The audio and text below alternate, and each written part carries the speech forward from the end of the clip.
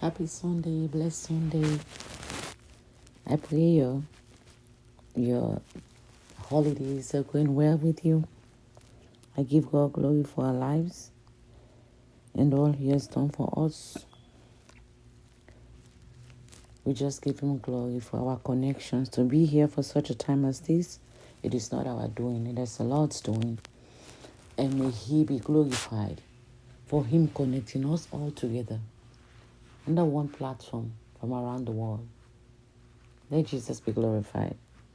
Just want to appreciate you all for partnering with us in this ministry and this network. The rest and the best is yet to come. Thank God for your life.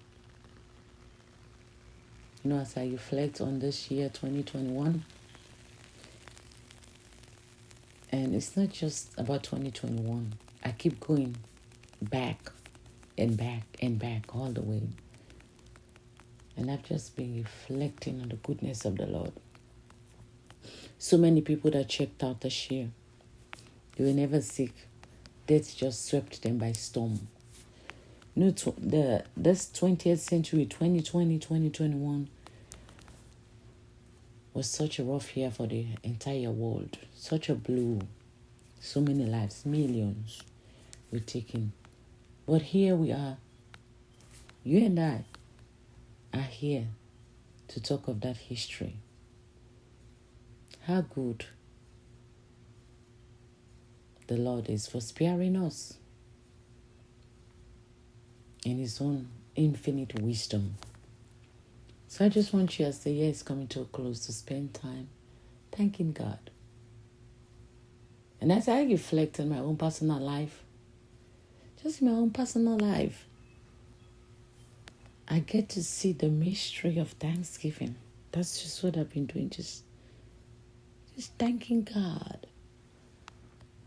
And I found out that there's so many facets in Thanksgiving. And as I reflect the mystery of meditation, I want you, as this year is coming to an end, going to 2022, make time for reflections, meditation, because it is in meditation that you cultivate gratitude. If you don't have time to sit and think and reflect, you're automatically ungrateful. I guarantee you. Because what the enemy does is exhaust us. Is to have our minds focused on what we should have had that we didn't have. Those things that you wanted so bad, or those things that didn't really work. He get our minds to focus on those things and not on the goodness and what God has already done. Gratitude chooses to focus on what God has already done, on what somebody did, not what they didn't do. This is what gratitude does. Gratitude is always seeing the cup as half full. Gratitude is very optimistic about life. Ingratitude always sees things from the negative perspective. Ingratitude always sees the cup as half empty. I want you to choose gratitude over ingratitude. But you have to be very intentional.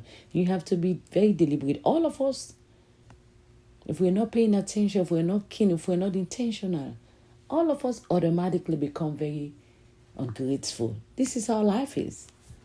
The cares of this life and the deceitfulness of wealth. You got to pay your bills. Your children, this happened. This didn't happen. That didn't happen. What? Just keep paying attention to that, and you see how you become grieved. Your soul becomes so grievous. Your soul becomes so. You just become very sad, and you just become so weak.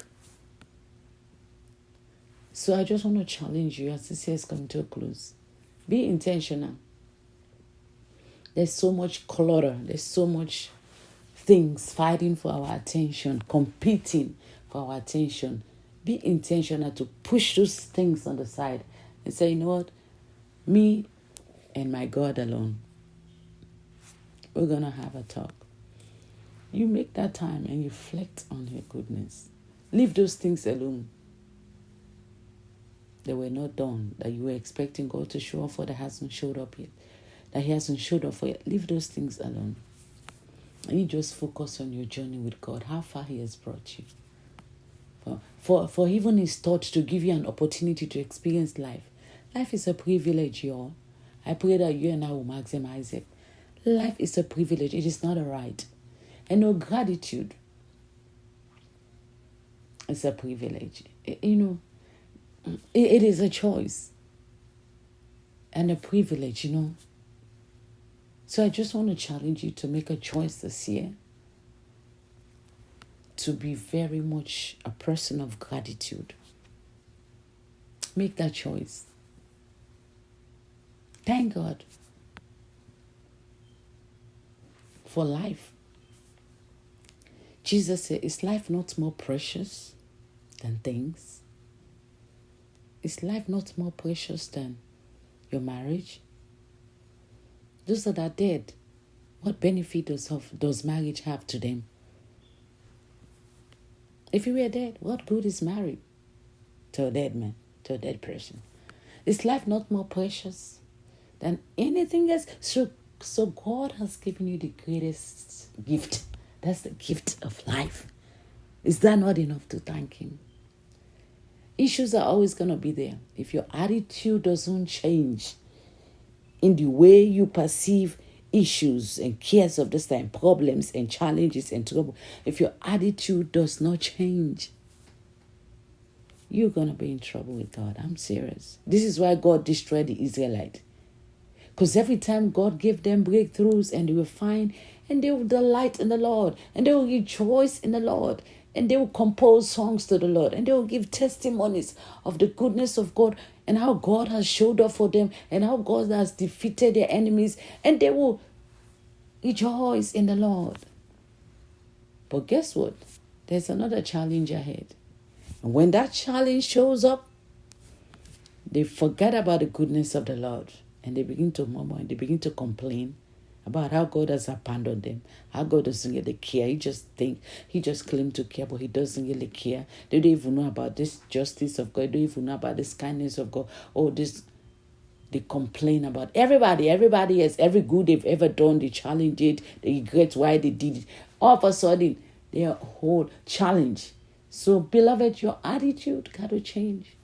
Your attitude, your perception to how you perceive trouble, cares of this time. As long as you live in this world, you're going to be dealing with issues. So the children of Israel was like this. At first, it was in slavery with Pharaoh. God delivered them. How much they rejoiced. Little did they know there was a Red Sea. There was a major, major issue ahead of them. And so this is how life is. When God solves one, this is another. So your approach must change all the way into the promised land. Even when you get to where God has destined for you, still going to find enemies within there. Daniel and them, they found enemies right there. Esther, they were enemies right there. Esther and Mordecai, they were enemies right there in the midst of them. How are you going to deal with them? So your approach is what you need to change. How to change your strategy to how you see issues. Don't let those things always come and depress you. It's a holiday. You will be amazed how many children of God around the world today, they're very sad because they didn't have money for Christmas. God didn't show up for them this Christmas. They don't know that God showed up for them by giving them the greatest gift, the greatest treasure, which is life. Is life not more precious? Those people that are dead and gone, what good is Christmas to them? You have life and you sitting there, you worry about holidays, what you have or what you didn't get. Is life not more precious? After this holiday, know how many breakthroughs are waiting for you, how much you'll get. So change your style, change your pattern. In the midst of what you don't have, you say, hallelujah anyhow. You rejoice, you be intentional. You say, God, you've given me the greatest treasure, which is life. Because if I didn't have life, what good is your job without life? Some of you are like, some people lost their jobs. Some people, the job was not even enough to sustain them. And they're mad that God is still leaving them on that job, or God has not opened doors. Is life not more precious than the job? If you didn't have life, What good is that job? What good is that home? What good is that community? What good is anything without life? So God, year after year, He packages and gives us the greatest gift of life. The greatest gift, which is life itself. Is life not more precious than all of those things that you're pursuing? Make the Father's business your business. Don't regret for anything you ever did for God or toward humanity. Because everything you do toward any man, you're doing it indirectly to God. So, beloved, I want our attitudes to change. And in order for that attitude to change, in order to live in the realm of gratitude, you must live in the realm of reflection. Meditate on your journey, how far He has brought you. And as I meditate, I get to find out that in Thanksgiving, there's so many miracles. So for me, Thanksgiving is a package. As we spend time thanking Him, we are unraveling and we are opening this package. And this package, what is in that package is called miracles, miracles, miracles, miracles. That is the revelation I brought out of my place of gratitude with God. It's like, wow. And the song came to me that says, your miracle has just started. Because I was just thanking God for every facet. You think I don't have my own issues? But life is more precious to me than these things. I think about the prophecies over my life. I think about His thoughts and His plan towards me that are for good, not for evil. So whatever issue is today, that's nothing. Rent, mortgage, what is it? Count your issues, bring them. Name them. Life is more precious than all of those. And so as I begin to reflect, Thanksgiving, I'm like, wow, this is what Jesus did. As you thank, you're unraveling, you're opening the package. It's like somebody gave you a package. And I want you to have this mental image of this package. On that package is wrapped around Thanksgiving. On it all over. As you unpack the package, you see miracles, miracles, miracles. This is what Jesus did with the 5 loaves of bread and 2 fishes. He was just thanking the Father. And as he was thanking the Father, he was unraveling. He was opening the package of miracles. Miracles was just busting out. Miracle was just busting out. With Lazarus, it was the same thing. A prayer of thanksgiving. As he was opening that package of thanksgiving, guess what came out? Miracles, miracles, miracles. You want miracles? Spend time in thanksgiving. You want to see more miracle? Give more thanksgiving. You have so much to be thankful for. If you just pull yourself back and get to the place of reflection. Cast the cares upon the Lord. Tell the Lord, you know what? I'm very intentional about these things. I say to myself, child care, I cast upon the Lord. If you have a child that is a burden, a marriage that is a burden, a health that is a burden, a boss that is a burden, finances that's a burden, why don't you cast it upon the Lord? Be intentional. I cast those things on. When the enemy try to bring those thoughts on me, I say, you know what? Hey, I throw it at the feet of Jesus. I put it right there. I pray about it, and that's it. And I trust you, Lord, and you got to be intentional about those thoughts when they come. Every day as they come, you're like, you know what? I'm an intercessor. I'm a prayer warrior. I pray about everything, and I'm anxious for nothing. So rent, you trying to come into my head as if what? You know how many times God has showed up for me for rent? So what? The time I should spend in reflecting on the goodness of God is the time I should be sitting there wondering and feeling sad and anxious about some rent or mortgage that is not paid, or about some child that is acting wayward, about some health issue. The time I should give God, that is the thanksgiving that I should give to Him, that is due to His name. That time is what the enemy want to steal. He's a thief. He wants to steal that time and give it to worry, anxiety, being mad at God because you didn't have what you wanted. The devil is a liar. Be intentional. I want you to open your package. Your package. God has so many miracles for you, but they all wrapped up in thanksgiving. That's the mystery of thanksgiving. Wrapped up. There's a package. There's a gift that God has for you, and that gift is called miracles. Miracles, beloved. God has so many miracles for us, but our thanksgivings are so, they suck. They just, the thanksgiving just like malaria. Some of your thanksgiving are just like, you just thank Him like passively. Like, oh, we're just thanksgiving. Okay, well, at least you're breathing. No, that does not unravel. That does not open the package of miracle. That intentional thanksgiving.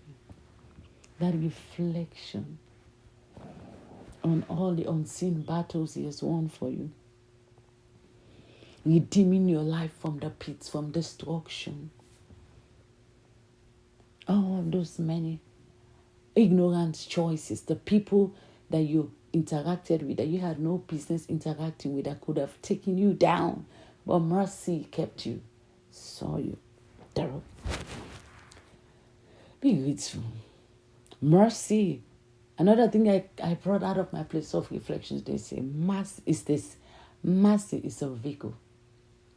That is what carries us from day to day to day to day to day to day. The mercy of God keeps us going. When our fathers messed it up so much, our fathers, they don't even know what your fathers did. And mothers, out of ignorance, they did so many things that could have caught us short, that did not qualify us. Your fathers, they ate the sour grapes and all of our teeth were set on edge. If you as a father, if you as a mother, you keep doing some stupid stuff, bad stuff, evil stuff, sacrificing to devils, doing all things, and you think it will not affect your children, you better think again. And this is what our fathers did. Now the ignorance, the mercy of God kept us as a remnant. The Lord kept us, beloved, as a remnant to tell the story. How good is that? Is that not enough to thank Him? Mercy keeps us going. It's that vehicle. Every day you go out, coming in, and you're laying down, and you're rising up in your ignorance and the unseen battles. The mercy. Mercy keeps going up, carrying us, new for us every morning. The vehicle of mercy. That's what you drive in every day. Wherever you go about, mercy is taking you. Mercy. So many people come around you that are just sent from the devil. You pass them roundabout. Mercy makes you to just go through that and pass by. Mercy. When the siege is laid, so many, you know how many siege they lay around cause people siege. In the days of Elijah, the army, they lead a siege around there. The Lord said, the Lord prayed for the young man. Elijah prayed for the young man. He said, Lord, open his eyes to see that those that are for us are mightier. There's so many siege. The enemy lays so many snares. You know how many times he set us up to fail? He's setting us up every single day. That's all they do in the game of. They set us up for evil. They set up us to make some bad choices. They set us up for accidents, for all manner of things. They set us up. Yet, the mercy of God delivers us. So, beloved, you and I, we owe God, we owe the Most High a decent and a serious dose of gratitude on His goodness, gratitude for His goodness, gratitude for all He has done for us. I dare you to be grateful. I dare you to have a positive attitude about life. I dare you to be an optimist about life. I dare your soul to be lifted up. I dare you to fill your mouth with thanksgiving. I dare you to be grateful. Take your eyes off the issue, the problem, and set your eyes up to the hills where your help come from. Your help come from the Lord. Some people have suffered major loss. They lost a loved one. But the Lord is saying still, is life not more precious? You're here. He's still giving you a great escape. So I dare you to rejoice again and be glad. I dare you to celebrate again. Rejoice and open your package of miracles. The year is about to unfold. Thanksgiving is going to open those packages, those gifts that God has for us. There's so many unwrapped blessings. Because why? Gratitude has to open those blessings. So I dare you, as you end this year going to 2021, be positive. Be intentional to live a life of gratitude. Cast the cares. Amen? Cast the cares. Trust and obey. For there is no other way in Jesus but to trust and to obey. Many blessings. Many, many, many, many, many blessings. So grateful to cross your path. And may the Lord be glorified in our connections, whether via audio, social media, everywhere we may not see each other, or we may see each other in the near future. But I'm glad that you're able to connect with me, and I'm able to connect with you via every link that the Lord chooses to connect us. May you be blessed.